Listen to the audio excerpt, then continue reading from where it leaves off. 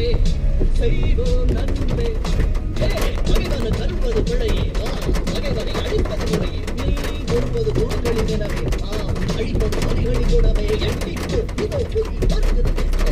அடாவடி ஒழிக்கும் சித்தம் மனோ